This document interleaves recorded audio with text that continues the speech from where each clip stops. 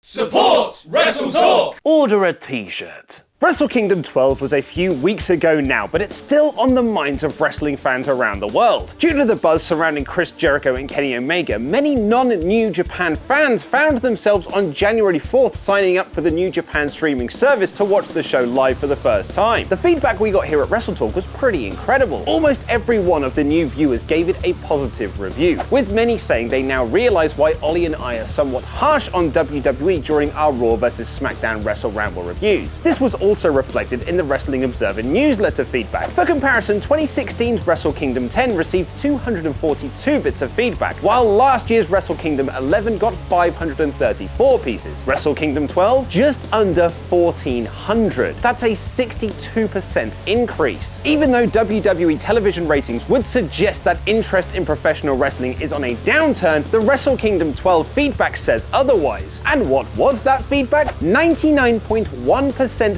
thumbs up, 0% thumbs down, and 0.9% in the middle. Even though long-time New Japan fans felt that Wrestle Kingdom 12 didn't live up to the brilliance of the previous two January 4th shows, it will still likely end up as one of the best shows of the year in the Wrestling Observer Awards. So what can WWE learn from this show? After all, the feedback for WrestleMania 33, WWE's version of Wrestle Kingdom, got just under 60% thumbs up for its biggest show of the year. Number 1, make more of the cruiserweights. Many highlights from New Japan shows, Wrestle Kingdom 12 in particular, come from the junior division matches. Unlike WWE's cruiserweights, New Japan's juniors are given a giant platform to perform on, and given time to fully flesh out their matches. Cynics say that junior matches, much like anything involving the Young Bucks, are just spot fests with no story, and in some cases this can be true, though there was actually a decent storyline in the Wrestle Kingdom match of Will Ospreay never being able to beat Marty Scurll, but let's not get facts in the way of good old-fashioned Jim Cornette cynicism. What Cornette and junior detractors don't see, though, is that this style of wrestling is incredibly popular at the moment. The Young Bucks get huge pops for their crazy moves, as do the likes of Ospreay, Scurll, Kushida, and Hiromu Takahashi. Look at the crazy buzz Ospreay vs Ricochet got at the Battle of the Super Juniors in 2016. Some people might find the Young Bucks silly, but a large majority, particularly those in the building watching it live,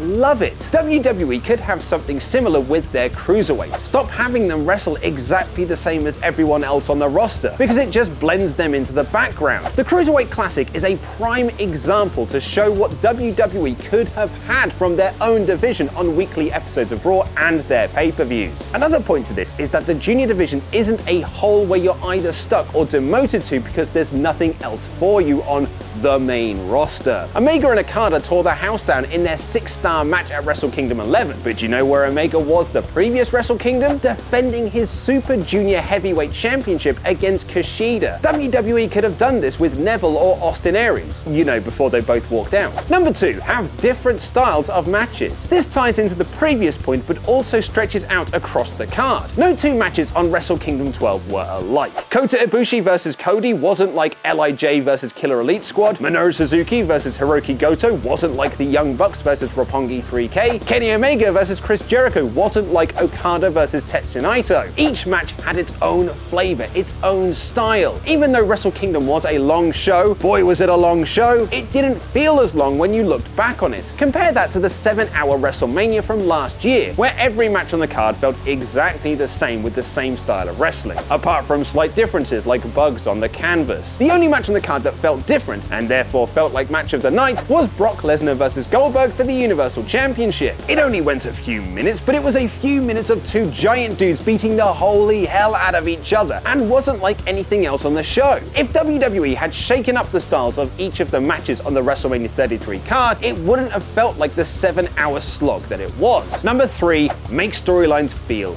real. Brian Alvarez made an excellent point about The Miz on a recent episode of the Wrestling Observer Radio. He said that although Miz is one of the best promos in the company, and he really is good, his promos don't make you invested in his matches. His promos against Roman Reigns on the past 2 episodes of Raw were both delivered well, but I'm not excited to see Reigns defend his Intercontinental Championship against him this coming Monday. In fact, if you look at the matches on the Royal Rumble card, other than the 2 Rumbles, is there any match you're interested in? Everyone seems quite down on the triple threat for the Universal Championship. People are confused by the handicap match for the WWE Championship Championship? And are we salivating to see Enzo defend his Cruiserweight Championship against Cedric Alexander?